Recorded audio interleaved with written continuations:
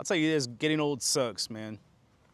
During the pandemic, 3 of the 4 guys in my friend group, they passed away, right? The first one, he passed away from things I don't really want to mention. The second one, he got the virus. He suffered for a few months. And then the third one, he also got the virus. And his passing really hurt me. It really affected me a lot. Him and I were pretty close. And at the same time he was in the hospital suffering, my grandmother was losing a battle to cancer at the same time. And I was dealing with a lot of people's pain. I was juggling a lot of emotions from people that I cared about. My mom, she was calling me every day. She was having a hard time dealing with my grandmother being sick. She was the baby of the family. And it was really, really hard on her. And so she was calling me every day. She's trying to get some kind of support. I'm her only boy. I'm the oldest kid. And so I think she was expecting a lot from me. I really couldn't do anything. Had just moved 2,000 miles away. And I felt helpless. It was hard. At the same time, my friend's wife, she's sending me messages every day, giving me updates from the doctor, telling me, about his breathing condition, whether he was improving or getting worse. And she would ask me, Chris, you think he's going to be okay? Do you think everything's going to be all right? What do you think about what the doctor said? And what do you think is going to happen? And I really didn't know what to say. I had nothing to say. And I hated that feeling. I hated that feeling that people had expectations of me. Who am I? And I'm just a regular dude, a regular person. And I was wanting support from them. I wanted to talk to my mom. I wanted my mom to tell me things were going to be okay. I wanted to hear from my friend's wife that he was getting better and that things were improving. And that's not what was happening. And so, after he passed, I still had one good friend left, and he would text me and he would call me, and I would just ignore. I would ignore him. And I really liked the guy. Him and I were really good friends, and I don't know why I was ignoring him. I don't know why I wouldn't return his text messages. I'm a bad friend. That's all I can think of. I think that's the only answer. Maybe it sounds a bit selfish. I don't know what to say. But something came over me, and I really just lost interest in trying to keep or maintain any friendships or trying to start some new friendships or any relationship at all, for that matter. Ever since I was a teenager, it seemed like every couple of years, a friend would pass away, or a cousin or aunt and uncle. I have a big family. And so, that's life. That's normal. People passing away, death is inevitable. And so you learn to deal with it. You learn to cope and move on. I mean, what else are you going to do, right? And so it wasn't anything new. It was just something about these friends passing away that just hit me different. And for some reason, I was really responding in a way that I was unfamiliar with. And I was just really confused. And I'm still kind of confused about it. And the only thing I could think of is my kids. The only thing I could think about was spending time with my kids, being around them, giving them my time and attention. And it started to really hit me that, of course I always knew life is short and life is fragile. But I was 35 years old at the time. I'm 40 now. And it was really just starting to sink in where, I was really questioning whether I would have a lot of time left with my kids. And, I feel kind of uncomfortable talking about that, but it's true. It had me thinking a lot about, when When is it going to be my time? What if I'm next? So many people have come and gone. So many of my friends have come and gone. And here I am. I'm still here. I don't know. I just didn't know how to take it. I still don't know how to take it. I still don't know how to process it. And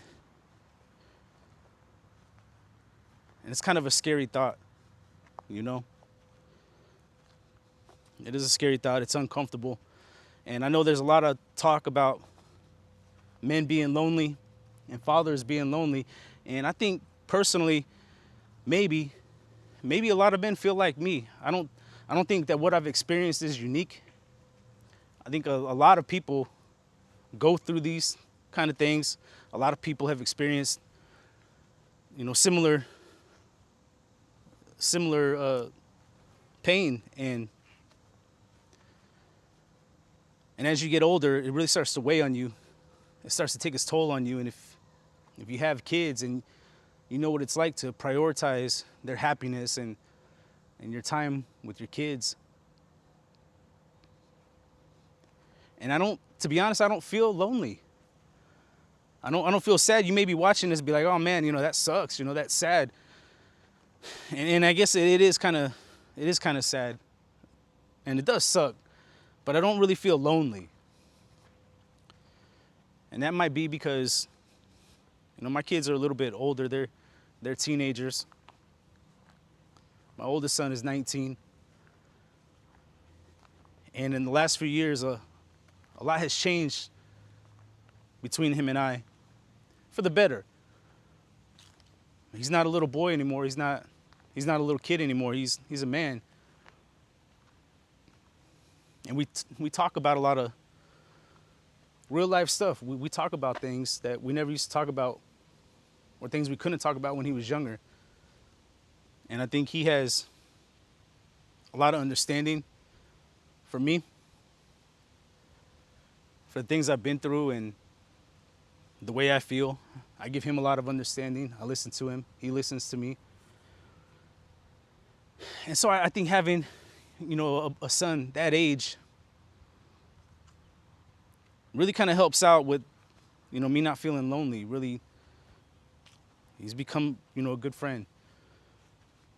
Now, you might not be in this same boat. When my kids were younger, there were times where I did feel a little bit lonely, even though I had friends. Nobody really could relate to me. None of my friends had kids. They didn't have young kids. They didn't have 2 or 3 kids like I do. So I really didn't have anyone to relate to. I had people I can hang out with and spend time with and go to the range, go to the bar, hang out with. But nobody I could really sit down and have a deep conversation with, or just talk about my troubles with, because none of us really had anything really in common.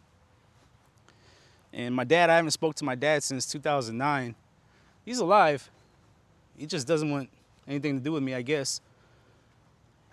And that sucks too. So yeah, there were times, in the past where I definitely did feel a little bit lonely. I did feel all alone, and I kind of was, to be honest. I really was. But I don't know how to take it. The only thing I think of is that this is all meant to be. It was all part of a bigger lesson. And maybe I'm just coping. I don't know. Maybe I am. Is there anything wrong with that? I don't know. But I don't want to waste any of my time around people who, they're not going to be here forever. None of us are going to be here forever. But if I'm going to be spending time with anyone, I want to spend it with my kids. And I know that they're going to grow up, and I know they're going to do their own thing. They're going to have kids. They're going to start their own lives. And hopefully I'm a part of it. But even if I'm not, they can only squeeze me into their life here and there. For now, I'm happy with this decision, and I just kind of wanted to make this video hoping that It might reach another guy out there who's struggling with life changes. Maybe it's a midlife crisis, whatever you want to call it. If you find yourself, kind of shrinking your circle, if the only people you're hanging around is your wife and your kids, your living room, and you're not returning calls, you're not returning text messages,